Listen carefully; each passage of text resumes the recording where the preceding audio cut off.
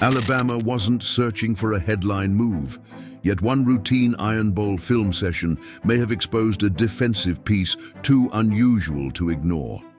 Before facing Auburn, Kane Wommack reportedly stopped on Mercer tape after spotting a 6'4" defensive back whose movement did not match the level.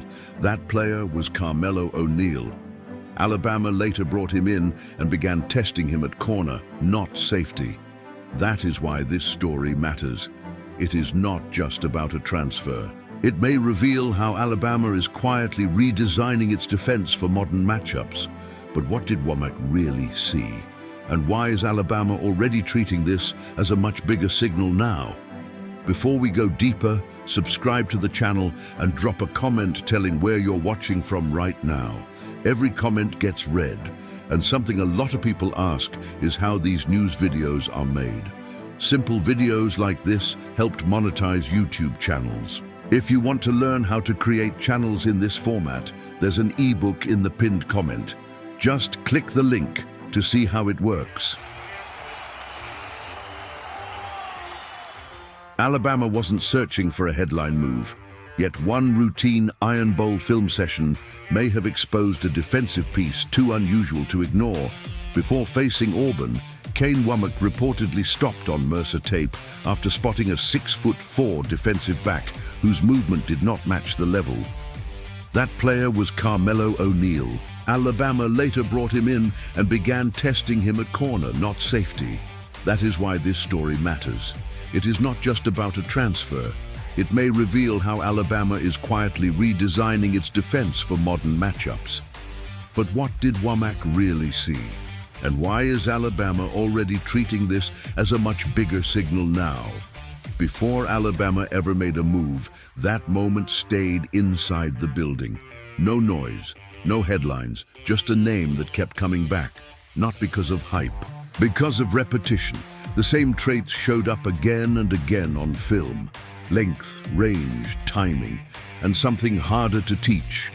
Presence. The kind that forces a second look. And at Alabama, a second look usually means something matters. When the transfer portal opened, that detail turned into action. Carmelo O'Neal was available.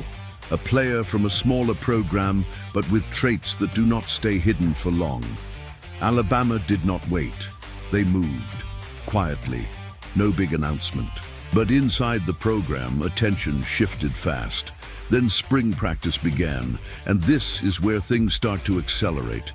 Instead of placing him at safety, Alabama tested him outside. At corner, one of the most demanding positions on the field. Less margin, more space, faster decisions, and early reactions from practice followed a pattern.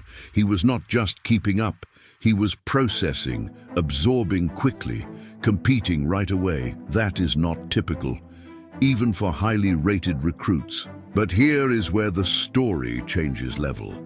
Alabama did not need another body in the secondary. The room already had talent, already had size. This was not about depth. This was about design, about building specific answers for what offenses are doing now. Bigger receivers, wider formations, faster tempo, less space to recover. A 6'4" corner changes that equation. It tightens windows, alters angles, forces precision. Quarterbacks do not just throw over that. They have to be exact, every time. And that changes how an entire offense operates. Now zoom out. While most of the conversation is centered on quarterbacks and system changes, something quieter is taking shape. No headlines, no debates on national shows, just adjustments, subtle ones, but very intentional. Because moves like this do not come from randomness.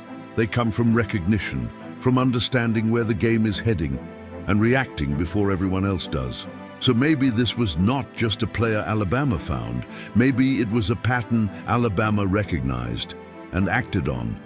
That is the part most people are not talking about, because if this works, it will not look surprising later. It will look obvious, like it was always part of the plan, but right now, it still feels unexpected, and that is exactly where the advantage lives. So the question now becomes simple. Did Alabama just add depth? Or did they quietly build a new way to defend the modern passing game?